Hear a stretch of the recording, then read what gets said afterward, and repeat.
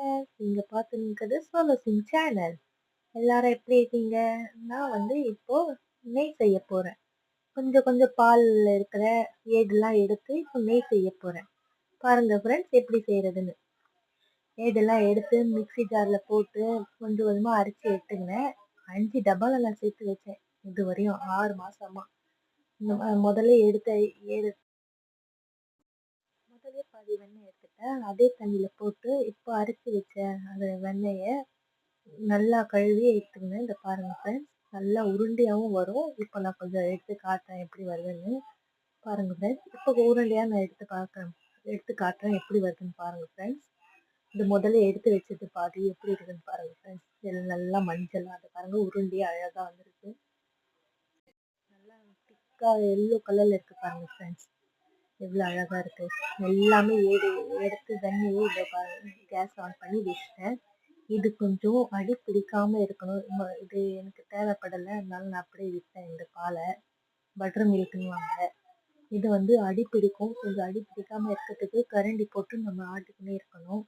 Bubbles bubbles பாருங்க நுரையா வந்துருக்கு. நுரையா வந்து பாருங்க ஃப்ரெண்ட்ஸ். அடி பிடிக்காம நம்ம நல்லா கலரி விட்டுக்கிட்டே இருக்கணும். பாருங்க ஃப்ரெண்ட்ஸ். நல்லா எல்லோ கலர்ல ஆயிடுச்சு. நல்லா திக்கா ஆயிடுச்சு பாருங்க ஃப்ரெண்ட்ஸ். கொஞ்சம் கொஞ்சமா இந்த மாதிரி திரியா வந்துன்னு தான் இருக்கும். எப்படி இருக்கு பாருங்க. ஒரு 1/2 லிட்டர் நெய் வரும் இதுக்கு. 6 மாசமா நான் சேர்த்து வச்சேன். நல்லா வந்திருக்கு பாருங்க ஃப்ரெண்ட்ஸ். நல்லா திரியா வெண்ணெய் பாருங்க ஃப்ரெண்ட்ஸ். சைடில் நல்லா வருது. திரியா நல்லா கிளறிட்டு நல்லா வந்துச்சு பாருங்க ஃப்ரெண்ட்ஸ். இப்போ ஒரு கொத்து முருங்கைக்கீரை எடுத்து இதில் நம்ம போட்டால் இன்னும் நல்லா இருக்கும் வாசனை. இப்பயே செம்மையா இருக்கு வாசனை. நெய்து ஒரு கொத்து முருங்கைக்கீரை எடுத்து நான் போட்டுக்கிறேன் ஃப்ரெண்ட்ஸ். ஒரு கொத்து முருங்கைக்கீரை எடுத்து நல்லா போட்டு திடுன்னு சத்தம் வரும். அது வந்ததுன்னு கொஞ்சம் நேரம் கழிச்சு ஆஃப் பண்ணிடுங்க. இதை தான் நம்ம இது ஆறுனதுக்கு அப்புறம் வடிகட்டி எடுத்துக்கோங்க. கொஞ்சம் சூடாகவே வடிகட்டினா நல்லா இருக்கும். ஏன்னா ஆறுனதுக்கு அப்புறம் ஆயிடுச்சுன்னா கொஞ்சம் கட்டி ஆயிடும். வெண்ணெய் நல்லா கட்டி ஆயிடும். அதனால சூடாகவே நம்ம வடிகட்டி எடுத்துக்கலாம். ஒரு பாத்திரத்துல வடிகட்டி எடுத்தா நம்ம சுவையான நல்ல நறுமணமான நெய் தயாராகிடும்.